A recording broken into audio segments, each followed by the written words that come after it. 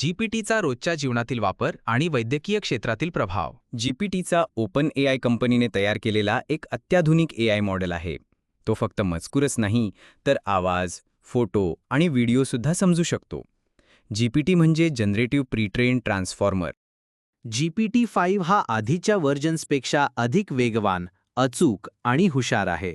GPT-3.5 हळू होता, GPT-4 चांगला होता आणि GPT-4o म्हणजे GPT-5 तो एकदम वेगवान आणि मानवीसारखा संवाद साधतो. रोजच्या वापरात GPT-5 खूप उपयुक्त आहे. विद्यार्थ्यांसाठी गृहपाठ, भाषांतर, गणित, यूट्यूबर्ससाठी स्क्रिप्ट, आवाज, टायटल, नोकरदारांसाठी ईमेल, रिपोर्ट, व्यावसायिकांसाठी जाहिरात लेखन आणि पोस्ट तयार करणं. GPT-5 वापरणं काही प्रमाणात मोफत आहे. GPT-3.5 पूर्ण मोफत आहे. GPT-4o सुद्धा मोफत आहे, पण काही मर्यादांमध्ये. पूर्ण फीचरसाठी ₹1800 महिना भरून ChatGPT+ घ्यावा लागतो. GPT-5मुळे इतर एआय कंपन्यांना स्पर्धा वाढली आहे. गुगलने जेमिनाई, अँथ्रोपिकने क्लॉड, मेटाने LLM AI तयार केला आहे. भारतातही भारत जीपीटी आणि कृत्रिमसारखे स्टार्टअप्स पुढे येत आहेत. GPT-5 वैद्यकीय क्षेत्रात सुद्धा मोठ्या प्रमाणात वापरात येतो.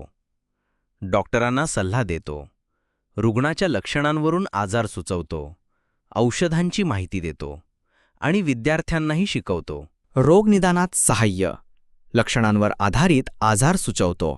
सर्दी, ताप, अंगदुखी, फ्लू, कोरोना, ताप, डॉक्टरांसाठी सहाय्यक टूल.